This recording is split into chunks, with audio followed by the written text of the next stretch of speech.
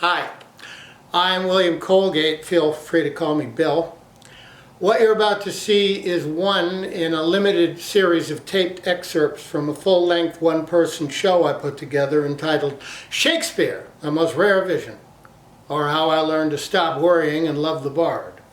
Ideally, my show is designed for live performance, but until such time as I appear at a theater near you, let these few videos serve as ciphers to one man's great account and on your imaginary forces work.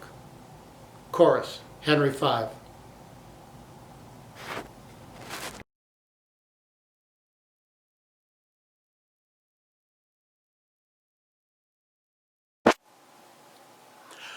I wish I could say that my introduction to Shakespeare was love at first sight, but then I'd be lying.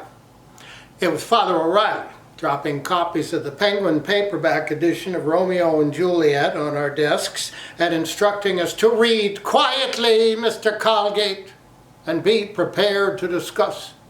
He would then retreat to his desk and probably fall asleep.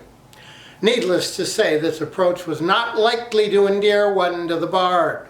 You never heard Mozart? You're gonna love him. Here, read this score. You never heard Bob Dylan? You're gonna love him. Here, read these incomprehensible lyrics. Fortunately, all was not lost, for it was Hollywood rode to the rescue to save my troubled relationship with the bard. It was a double feature. Franco Zeffirelli's Romeo and Juliet and the original film version of West Side Story at the Odeon Carlton Theatre in Toronto. I sat there, popcorn in hand, mesmerized by three things: Olivia Hussey, Natalie Wood, and the same tale being told 400 years apart. That's when I began to get it. Human nature doesn't change. And that's why Shakespeare will always be relevant, because if anyone understood human nature, it was him. Shylock asks, don't we all possess the same senses, affections, passions? If you prick us, do we not bleed? If you tickle us, do we not laugh? Doublet or windbreaker, sword or switchblade. Juliet, Maria, Romeo, Tony, Timmel, Bernardo, Mercutio, riff, time, distance. I could just as easily see Mercutio holding forth on a stoop in New York City as I could on a piazza in Verona. Then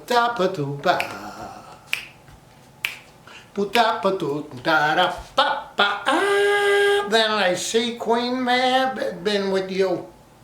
She at the fairy's midwife, and comes in shape no bigger than an agate stone and the forefinger of an alderman, drawn with a team of little atomy over men's noses as they lie asleep. Her chariot is an empty hazelnut, made by the joiner squirrel or old grub. Time out of mind, the fairy's coachmakers. Her wagon spokes made of long spinner's legs, the cover of the wings of grasshoppers, her traces of the smallest spider's web, her collars of the moonshine's watery beams, her whip of cricket's bone, the lash of film, her wagon or a small gray-coated gnat, not half so big as a round little worm pricked from the lazy finger of a maid. And in this state, she gallops, night by night, through lovers' brains, and then they dream of love. Or courtiers' knees, that dream on curtsy straight. Or lawyers' fingers, who straight dream on fees. Or ladies' lips, who straight on kisses dream when chaff the angry mad with blisters, plagues, because their breath was sweet meats tainted. Sometimes she gallops o'er a courtier's nose, and then dreams he is smelling out his soup. And sometimes comes she with a tithe pig's tail, tickling a parson's nose as he lies asleep, then dreams he of another benefice.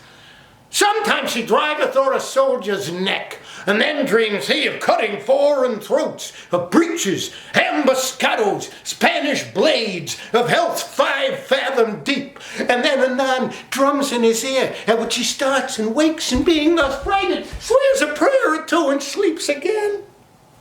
This is that very man that plaits the manes of horses in the night and bakes the elf locks in foul, sluttish hairs, which once untangled, much misfortune bodes. This is the hag.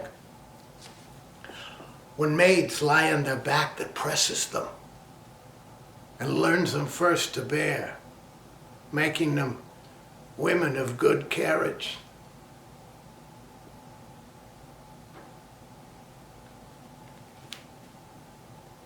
This is she. If that speech were written today, it could easily serve as a storyboard for a music video or as a graphic novel, because it consists of image upon image upon image. The difference between now and then being that our images tend to feed the eye, whereas theirs fed the ear. People then spoke of going to hear a play. We say we're going to see a play. We live in a world of television, motion pictures, Instagram, TikTok, YouTube, the printed word in all its forms, Andy Warhol's, Campbell's soup cans, etc., etc., etc. A portion of Shakespeare's audience was illiterate, and although the majority could read, only those with disposable income could actually afford to buy a book. That's why what they heard was of paramount importance, and they listened in a way we can only imagine today. All their entertainment was live, and the theater was central to that because that is where they went to hear their stories told.